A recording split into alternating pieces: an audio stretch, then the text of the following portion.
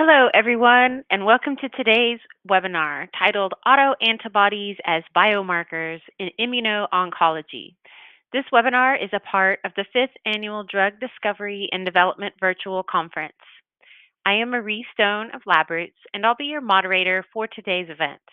Today's educational web seminar is presented by LabRoots and sponsored by Luminex, a DiaSorin company. For more information about Luminex, a DiaSorin company, go to www.luminexcorp.com. Now let's get started. Before we begin, I would like to remind everyone that this event is interactive. We encourage you to first participate by communicating with other attendees using our new live chat feature during the presentation. You can find the live chat located at the right of your screen. You can also participate by submitting as many questions as you would like during the presentation. To do so, simply type them into the Ask a Question box and click Send. We'll answer as many questions as we have time for at the end of the presentation. If you have trouble seeing or hearing the presentation, click on the Help Desk button located at the bottom of your screen within the navigation bar or from the lobby. Finally, as a reminder, this presentation is educational and offers free continuing education credits. Click on the Continuing Education Credits link located in the Abstract window below the presentation window and follow the process to obtain your credits. I now present today's speaker, Hans-Dieter Zucht, PhD, Chief Technical Officer, Oncimmune Germany GmbH. For a complete biography on our speaker, please visit the Biography tab at the left of your screen. Hans-Dieter, you may now begin your presentation. So thank you for your kind introduction. Good morning or good afternoon, depending on where you are located. So today's talk will be covering a topic about autoantibodies as biomarkers in immuno-oncology. And just let's clarify the notion of autoantibodies or tumor-associated antibodies is somehow used in different domains in medical science differently. Autoantibodies is more used in the rheumatology field, and you all know cancer tumor-associated antigens more in the cancer field here.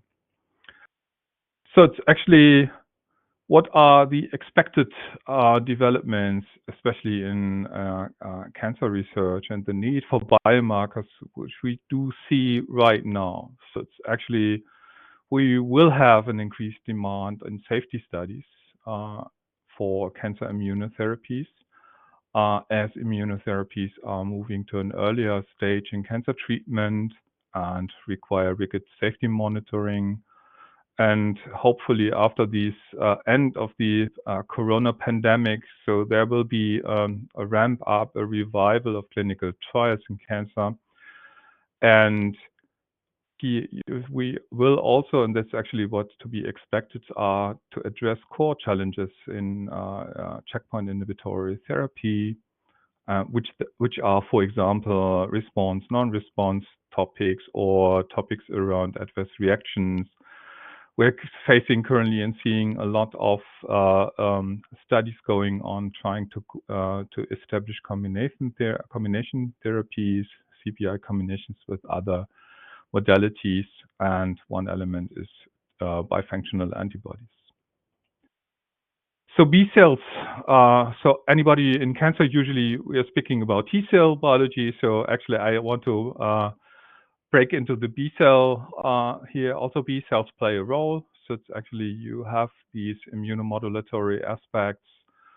B cells, of course, can also support and inhibit tumor development. We have, as I mentioned already, tumor-associated antibodies with NK cell combination, and B cells are promoting tumor development and might explain response or non-response phenomena. And switching to the next element, it's actually what are autoantibodies or tumor-associated antibodies bringing to this equation in total. And on the right-hand side, you see that antibodies participate in, have so many roles, so they can participate in this biological processes by blocking receptors or interacting with receptors, by attacking the cell, of course. And all in all, we will have, and we have to consider that the immune system is a fine balance, which is illustrated here with this balance. And this is also important to recognize that with the use of CPI treatment and other treatments which stimulate the immune system, where the immune system is actually treated in the context of cancer, that this balance is a balance which can also go into some negative areas where overstimulation can be harmful or lead to destruction of structures which are essential and in the physiology here. So this is definitively one of the problematic squares, I would say. Immunotherapies work, but they are sometimes limited to a minority of patients, and it would be really good to understand how this can be extended and how the non-responder rate especially can be maybe found out to be countered. And I mentioned already the activation of autoreactivity is something which also limits the application sometimes. And these are the two application fields which we want to address as a biomarker company, looking into trials and looking into patients, what happens and what goes on. So autoantibody production in cancer is a source of biomarkers. So how does this, in this sketch here, you see how the antibodies are actually appearing. And this is starting from the left side. We have an altered protein structure, perhaps on the surface. Mutations and defective proteins are exposed on the cell surface, overexpression, breakdown products, and so forth. And these malformed proteins can appear quite early in the overall malign processes, and the immune system recognizes these structures and has then the chance to produce antibodies which are recognizing, for example, and starting recognizing based of these mutational load, perhaps. The nice thing basically in investigating antibodies in a blood sample is that serum and antibodies are very stable. It's a stable analyte. You can draw it easily. You don't need a tissue biopsy. It's in essence a fairly simple so-called liquid biopsy. And you can even dry it on a paper disc and then send it around and investigate. And serology, serological responses are really easy to measure with immunoassays. And with this, if we were to develop models around this about response or non-response or adverse reactions, then at the end of the day, it is an easy tool which can be easily deployed in practice. It does not need a mass spec at the end. You just need an instrument. You need an ELISA, or you can measure this by using Luminix instrumentation and so forth. So, how is this then? How do we do this, and how do we deal with autoimmunity or autoantibodies, tumor-associated antibodies? So you need two ingredients, which you see on this slide, starting on the left-hand side. So one, what you need, of course, is the patients sera, which are on the bottom left, from patients or studies and groups. And on the top left side, you see that's actually how do we do this? We have a set of proteins, antigens on stock, which we produce recombinantly, or which we are procuring by buying them, or peptides, which we synthesize, and so forth. So very large antigen repository. And we are using Luminix XMAP technology here. We're coupling the antigens which we have to beads, and we are performing a bead-based immunoassay, a bead-based array. That's actually in the bottom. It's a straightforward direct immunoassay here. And then we are measuring, and this is the overall beauty of this system, is actually low volume consumption. We can deploy a lot of antigens, running a lot of samples. This is fairly straightforward to set up and do the quality around this. I will come to this later. And what we're doing then is the typical match extraction of the informative antigen targets. We peel them, we pull them out of like baits here, if you want so. And we are then creating a feature ranking, looking which antigens are reacting to the serum samples. So you have the illustration is here. The red color should guide you through. We have a red antigen and a red antibody. Together, we're hoping that we identify this novel target.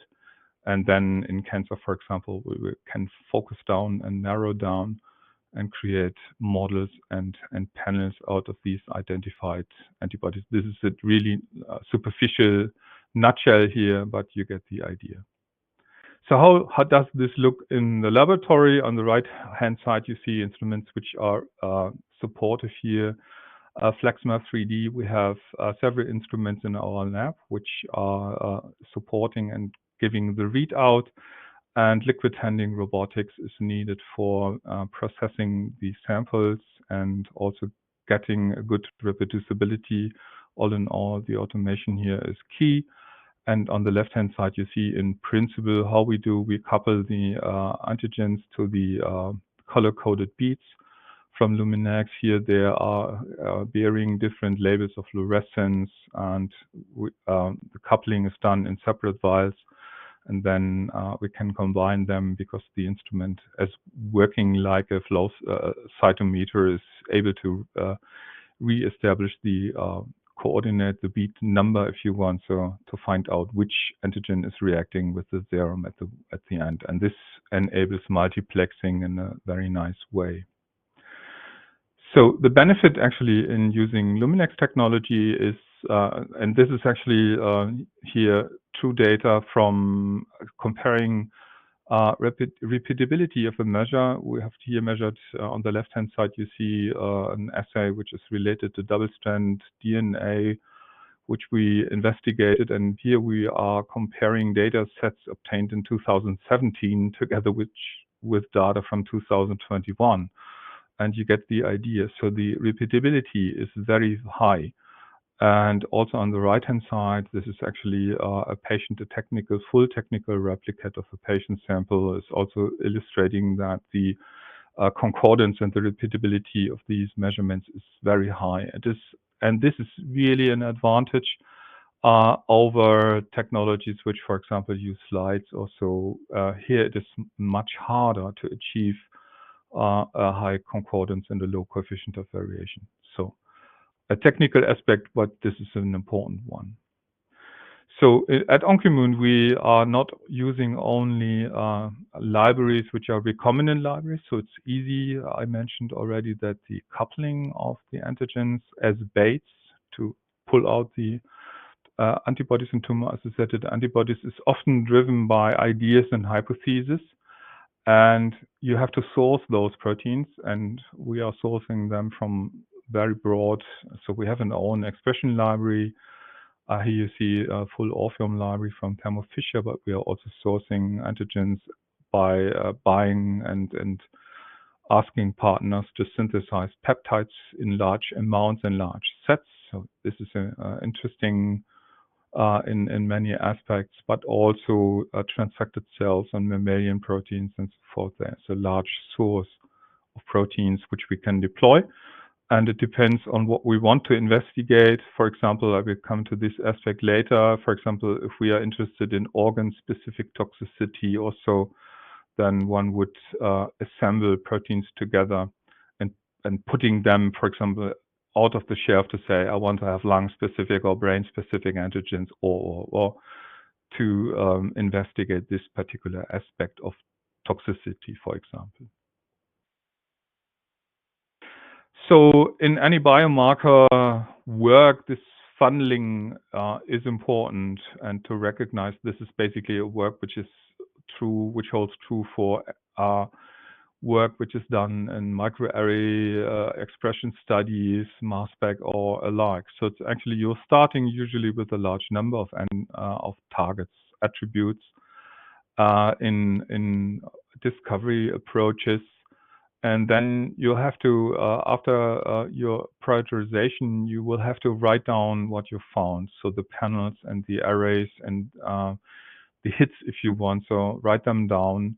And this is also what we do in repeated studies. And see here, actually, we're using a branding for this. For example, Zerotech, we refer to the technology which is at the edge of discovery. And then we are creating panels, narrowing them down, high content panels.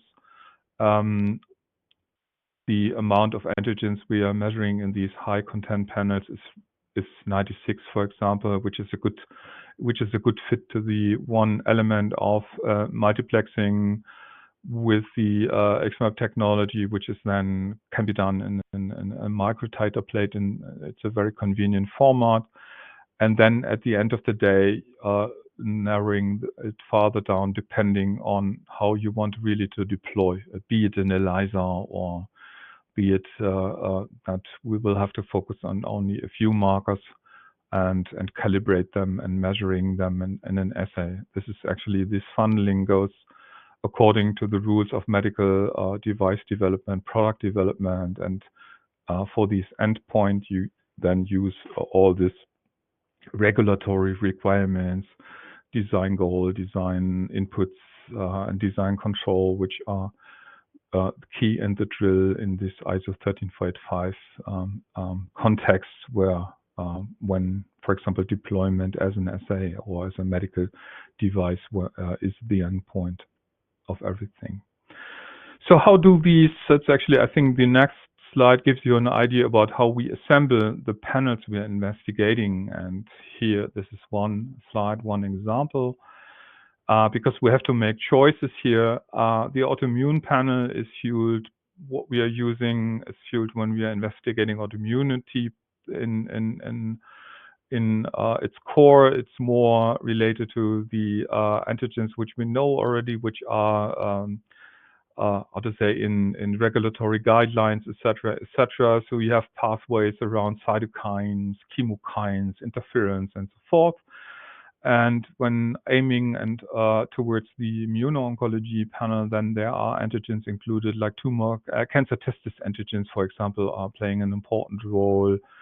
But also there's also an overlap, and you see at the bottom here genes which come, for example, from thyroidism are very popular right now, because we do see that they are upon stimulation of the immune system, reactions against thyroidea structures can happen. And there you see there is an overlap between this, and this is also where we came from. That's actually seeing and learning the different demands from the fields, and we are complementing these antigens here. So here is one panel, for example, which is called SLE panel here. It's just giving you the idea how this looks like, because this was our starting point where we learned to deal with patients. And also on the next slide gives you an idea about how an autoantibody reactivity looks like in a typical fashion in rheuma. So, and this is also true for cancer. This is very same. You have a prevalence, which is a number and a bimodal distribution of the reactivity. So it's not every patient having positive reactivity here, and you have to deal with this. It's not a typical clinical chemical analyte which changes all in all.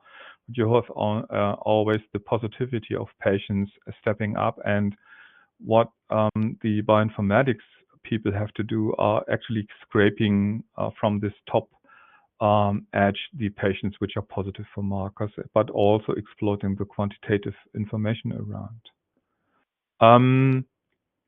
So in the next slide, you see this is basically when you are considering in cancer a CPI treatment, for example. You see that different checkpoint treatment regimes are affecting, so they are causing different organs or organ problems which are involved. You see here in the different in color on the left hand side, anti-PD-1, anti-CTLA4, in pink here, skin, liver, lung perhaps, then CTLA4, you have a GI involvement. That's actually, I will show you later on some examples of data that, for example, colitis is an important problem which can appear, but here it's different in the organ involvement. And on the next slide, which we are now seeing, is actually how we design and investigate this. We're putting, if you want to, exactly those proteins in the panels and looking for, can we find something in brain or in the thyroidea. And this is also here.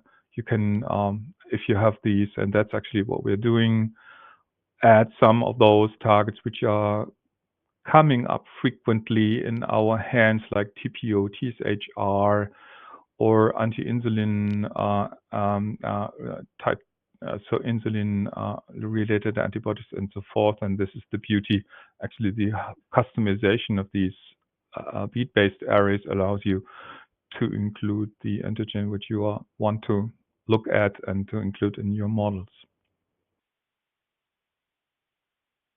So I will just pull a few slides for studies which we've done to learn and investigate one by one.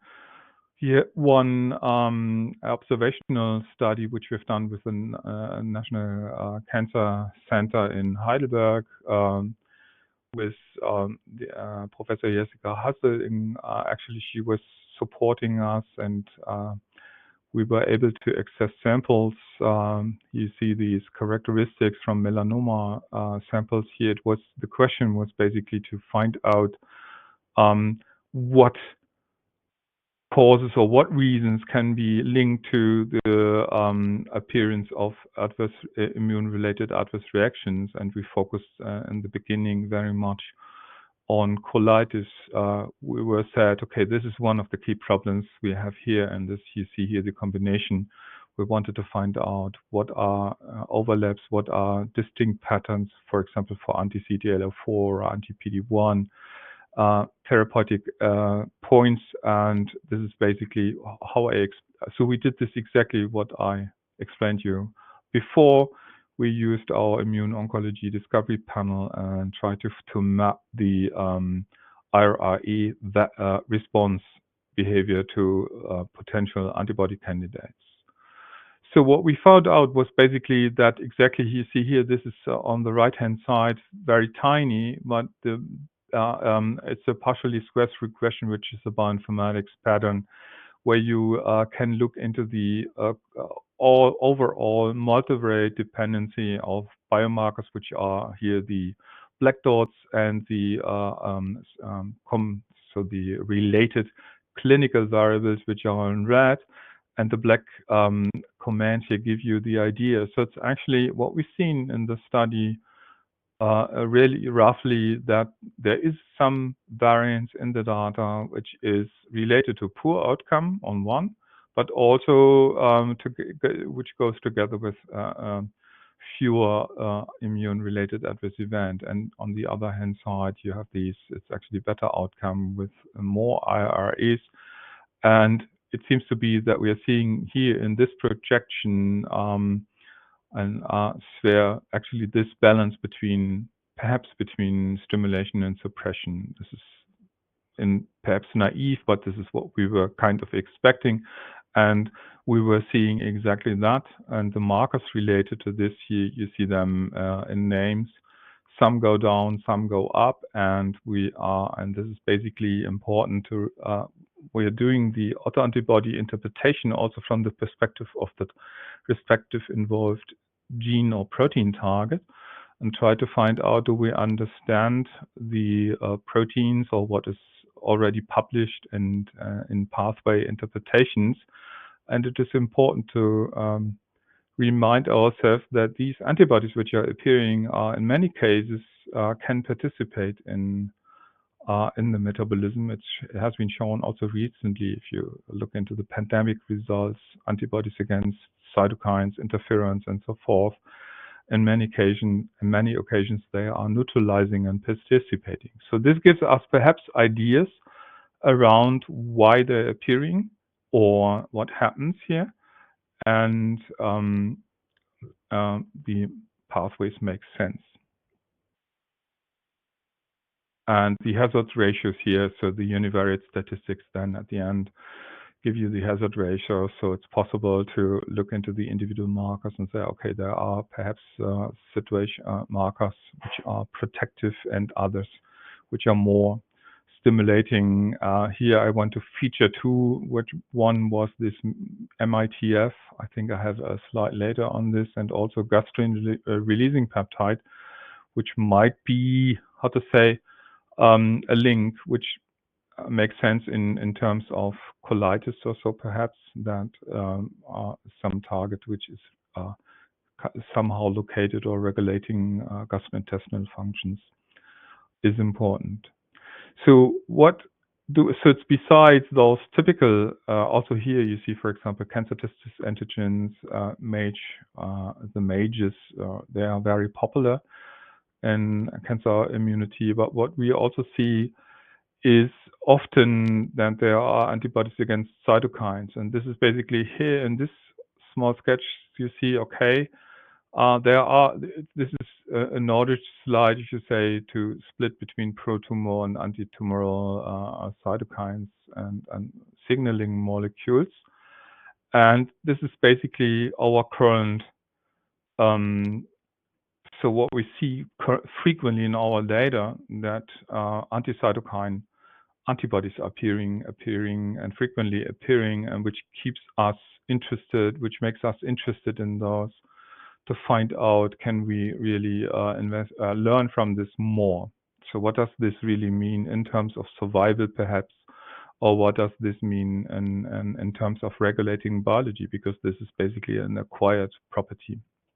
See here one example from this melanoma study where you see survival can be linked if you split the values for certain antibodies against those molecules into high and low, and stratify the patients accordingly. And this is just first data here, but we are looking into this deeper and are interested also to find out what we can learn further on. Is this a common topic here, like this, what you see in the middle, or like IL-18 or so, that survival might be linked to those antibodies? This keeps us interested and enthusiastic. Which I mentioned already. Here you see the split if you stratify patients. Anti-MITF antibodies are related to colitis.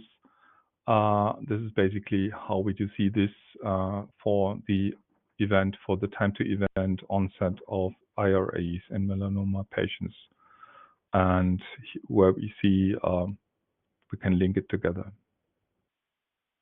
Okay, so NGRP I mentioned already, a gastrointestinal peptide, also making a difference between patient groups. So actually measuring cytokines and anti-cytokine antibodies is one. The second application area where autoantibody and tumor-associated antibody measurement makes sense or keeps us interested is actually in the investigation of vaccination response.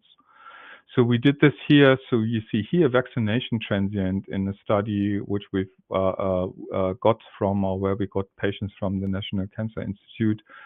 And these are samples from prostate cancer patients, MRC, RPC, a study with Prostvac and Prostvac in combination with stimulating immuno checkpoint inhibitor here in combination.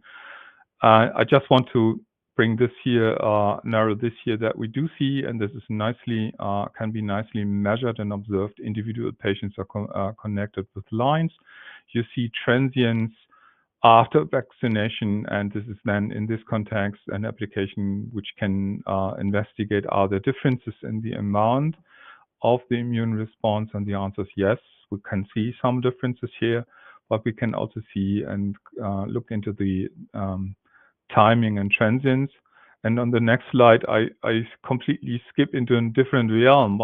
very similarly, this is actually how vaccination after COVID looks like, very similar. Yeah, you have these onset, you can learn what is the timing and what's the decay here in this case, and this is actually where the individual multiplex serological technology works quite nicely.